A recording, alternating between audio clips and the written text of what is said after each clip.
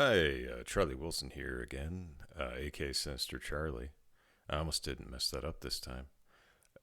So we've got, I said I wasn't gonna go heavy on the Gigguk, but anyway, here's more Gigguk.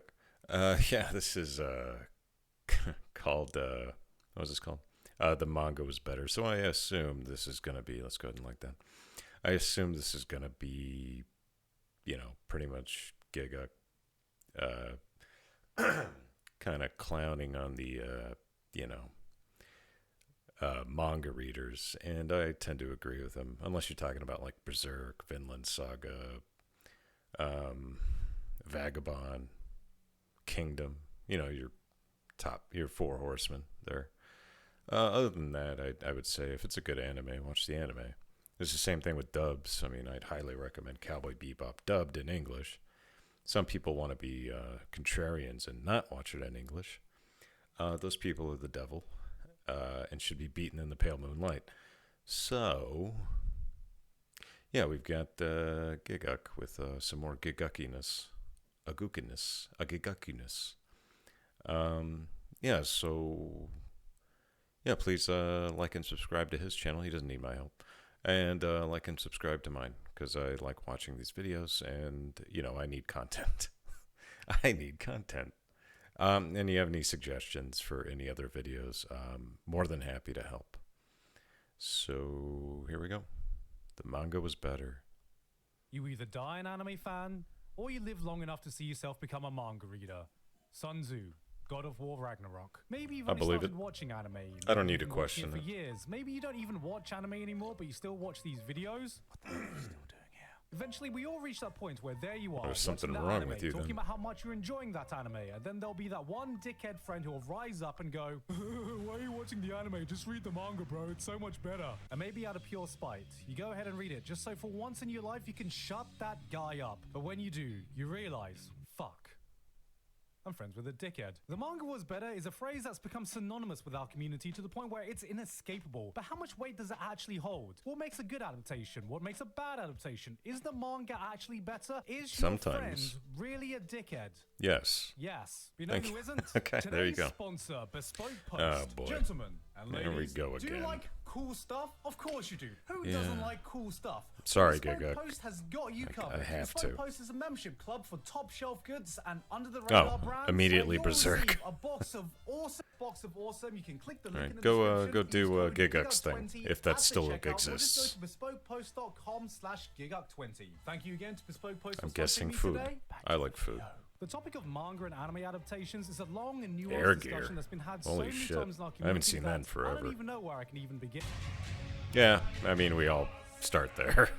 Like Godwin's law, every conversation you have about manga adaptations will eventually lead you one step to closer Berserk. to mentioning Berserk. You have arguably the greatest manga at your fingertips and one of the greatest stories ever told. So surely, if you just stick to the source material, no matter how it looks, can an adaptation that stays completely faithful to the story and characters still be bad? The Black Swordsman, God. Yes. Berserk 2016 is the benchmark of everything that can go wrong in an adaptation. It's the boogeyman. So bad. Other mangas tell each other when they're sitting around at a campfire. If So you're bad. a bad boy, the Berserk monster is going to come visit your animation studio. No, Daddy, please. I've been a good boy. Please, give me a good adaptation. By the way, the director they got for Berserk 2016, it was totally not within his wheelhouse, and his. This is why CG always puts me off, and it's what puts me off about the new Trigun series. Even though it doesn't look as bad as I thought it would, it's just still, there's no Millie. I gotta have my Millie, dude. Put Millie in my Trigun. And Ash looks like a douchebag in this, so. Yeah, well, tell that to Promised Neverland over there. But adaptations don't nearly need to be as bad in this order of magnitude. First season was good, Promised Neverland. I didn't see the second season. season. Had one, not two, but three chances to get it right, with all of them having their own shortcomings we see with a lot of other adaptations. The movies had updated animations, some beautiful scenes, but sacrificed precious time building up its cast of characters. So many anime have had the dilemma of, okay, we only have a certain amount of runtime, so do we focus on those big climactic moments or a quiet scene with the characters? Fuck it, get rid of of all those quiet parts, not realizing that it's those nuanced character scenes that make those big moments hit so hard in the first place. Ironically, the best adaptation Berserk got was its first one, which is only really held back by a fuck you cliffhanger ending and animation that can rival. Well, that's why you watched the first episode last. It's a really good anime because, well, it's fucking Berserk. But here's the real question. Can I definitively say that even though this is a good anime, it does enough to warrant a watch over just solely reading the masterpiece of the manga? Well, yes, because it gave us some of the best dub outtakes of all time. Yeah. All right. Who's gonna jerk me off? That was the best part about that thing. So fun. So many memories. And memories.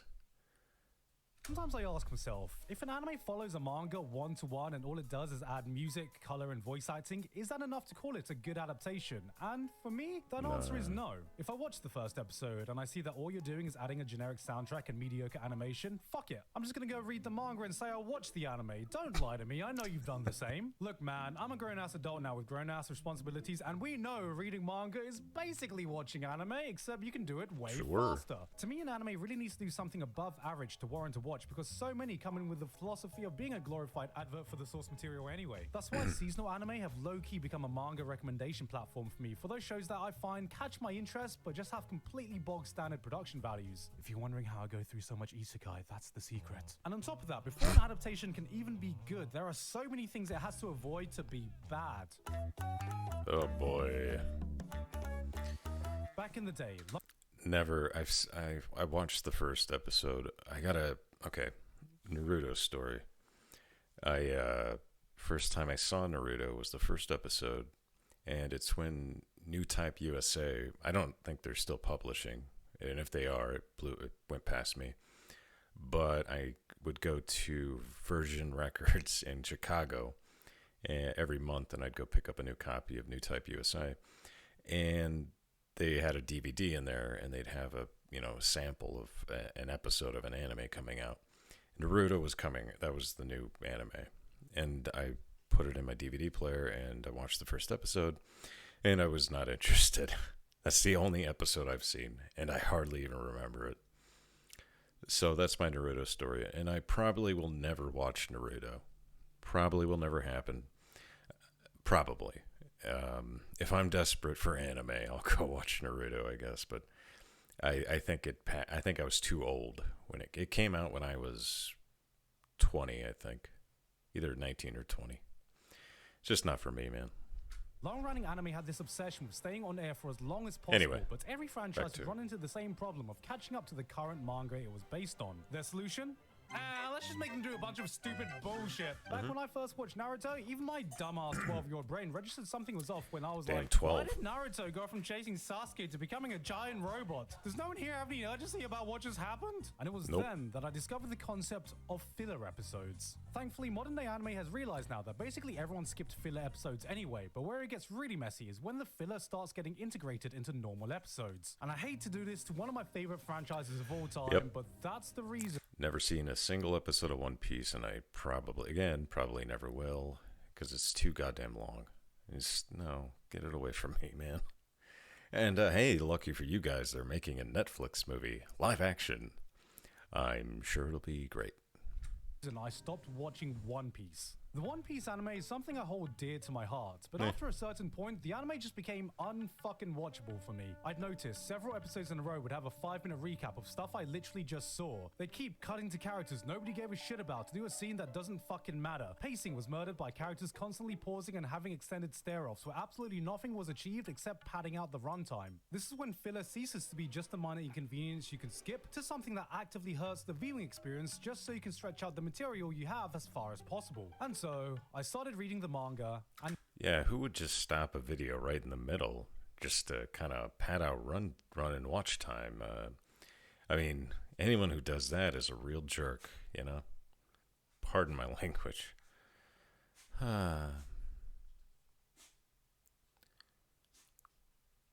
Go. And never looked back since. Who would do such a thing? Manga readers have this obsession with getting a perfectly faithful adaptation, and it's easy to understand why. We've seen Promised Neverland Season 2. We've seen I haven't. We've seen what happens when an anime looks at a manga and goes, no. Well, that was weird. Hold on a second.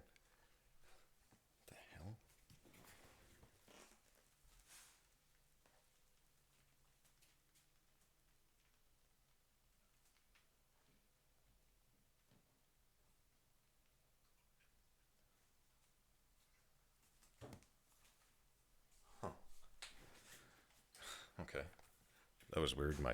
That was totally unexpected. My phone just fell off the shelf, I guess. Okay. That was very odd. Ghosts.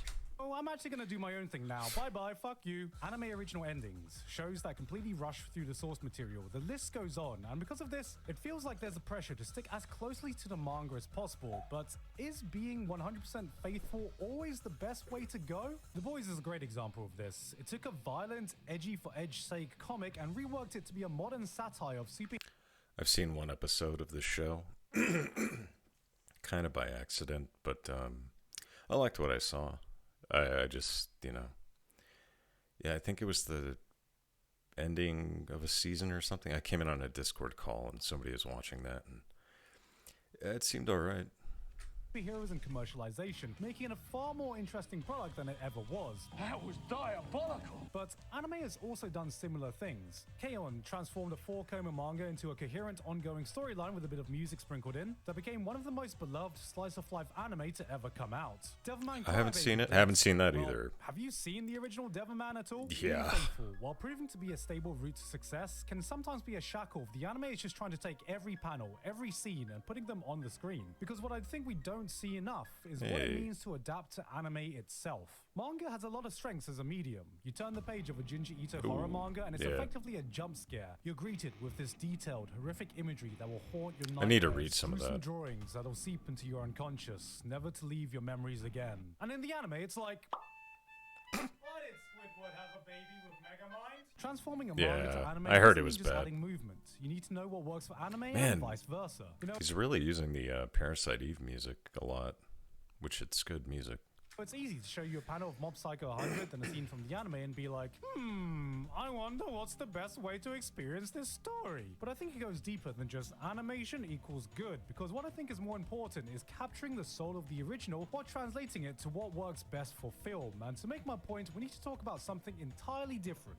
Light novels. You can almost always tell within 5 minutes when a show is adapting from a light novel as that opposed to a Kira- manga. Characters aren't afraid to No, go on never overly mind. indulgent internal monologues. There will be long scenes of nothing but just dialogue between 2 or more characters with almost nothing visually interesting going on. Character A is talking, okay, cut to character A standing still and talking. Character B starts talking, okay, cut to character B. A is talking again, okay, cut back to A. Then B Okay. again, then A.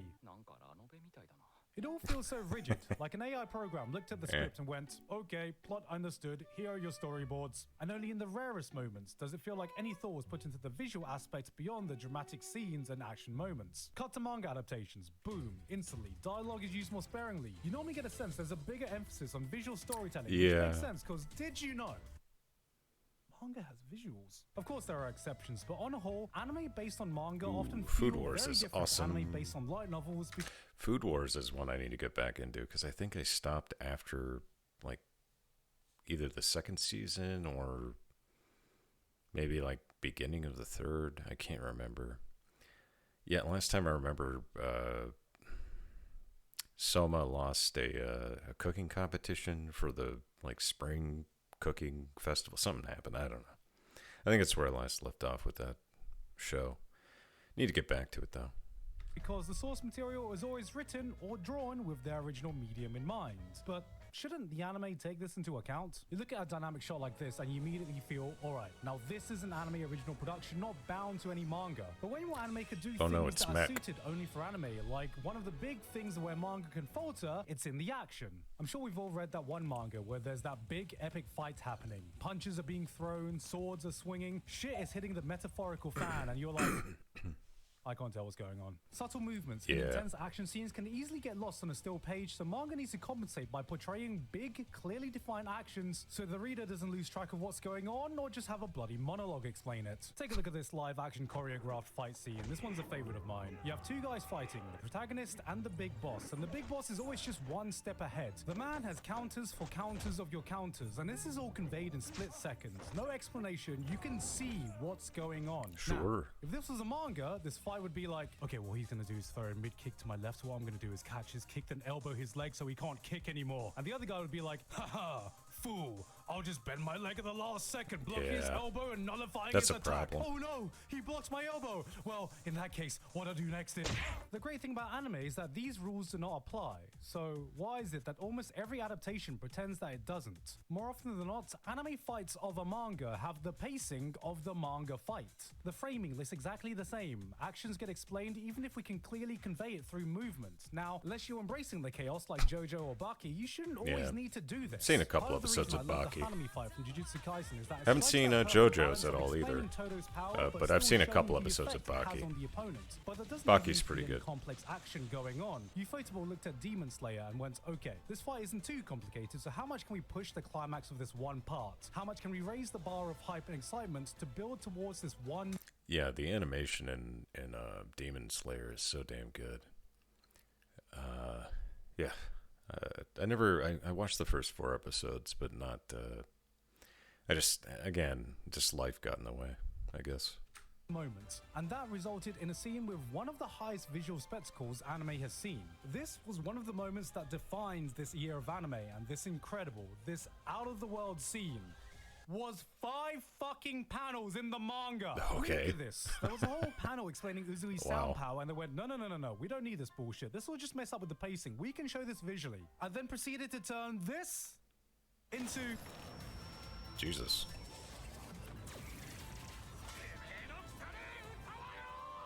Motherfuckers might as well have just turned water into wine, but this isn't limited to action scenes either. One of my favorite scenes from Naruto comes from a moment with Shikamaru. Spoilers Okay. for Naruto Shippuden. It's okay, I'm Just not don't care watching it. about that. No. Shikamaru has just lost his team leader, and they're all in the process of mourning. Randomly, his father invites him to play a game of shogi, which isn't too unusual for the two of them, and in 2 minutes of one single unbroken shot, his father slowly lectures him during the game. First, it starts off pretty calm, but as the words get harsher, you can see a shift in their body language. Shikamaru's emotion starts bubbling. The tax from the shogi board continues. It never cuts away. You feel every bit of awkward silence, every unsaid emotion in the air. The pressure builds up until eventually...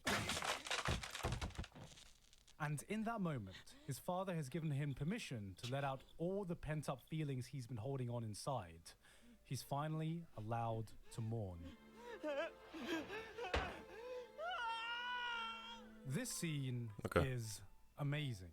It's a masterclass of cinematography and visual storytelling, and it is not in the manga at all. Yeah, Okay. by the technical definition, this is actually filler. It's shit like this that shows you what can happen when you start treating anime like anime. A scene like this would have never worked as well in manga form, but Oh, with a I different think it would've approach, worked. you can take what a manga tried to convey and translate into something only anime can do. Berserk, Vagabond, Uzumaki, Goodbye Eri. These masterpieces of manga work so well because they are manga and fully utilize their medium to the highest Yeah. potential. You can turn to some of these panels and it feels like a painting. You can pause the page, analyze Yeah, every little Vagabond detail, looks fucking every awesome. single scratch of the pen the artist etched into this page. You can take that moment to just take it all in and marvel in the moment for as long as you need. And in the anime, it's like, oh, hey, that's a pretty background, it's gone. This is just an inherent difference in the medium, and the only chance an anime will ever get to adapting these works well is if it can actually play to the strengths of its own medium, rather than trying to emulate the strengths of another, which is so goddamn rare. Is the manga better? Honestly, Sometimes. yes. Sometimes. Most of the time. So many more things can go wrong before they go right. I say You need to have sometimes. the right production, the right resources, the right time to make a good adaptation, and even then, if it doesn't do enough to go above and beyond, a lot of us are probably going to end up picking up the manga anyway. But the Yeah. reason I'll never stop being an anime watcher completely Yeah, I probably won't read Chainsaw Man. I'll probably just wait for the anime to come back. Still haven't watched the last like 4 or 5 episodes of the first season of Chainsaw Man. I just don't. I don't want it to end. But yeah, soon, my friend. is because when an adaptation does get it right, anime could elevate a manga to heights it could never reach by itself. When you get a truly special adaptation that you get to experience for the first time on screen, it is a magical experience I will never stop chasing, no matter how many mediocre adaptations I need to sit through. And the guy's still a dickhead. All right. There you go. yeah, I like it. Again, Gigguk knocking it out of the park. Good stuff. Yeah, a manga I kind of I want to pick up back up with Berserk, but since Kentaro Miura died, I I've been hesitant to come back to it because I don't know what to think if it's a good idea to continue it or not. But then again, I could have used another season of High School of the Dead before that guy died. But yeah, there you go. Uh, yeah, thanks for watching, everybody. Please likey and subscribey, and we'll come back with more videos this week, and we'll be putting out the third episode of Call of the Night, probably either tomorrow or Tuesday. Usually it's Tuesday, but I might do it tomorrow. So yeah, and that's also available on my Patreon. Thank you very much, and yeah, bye.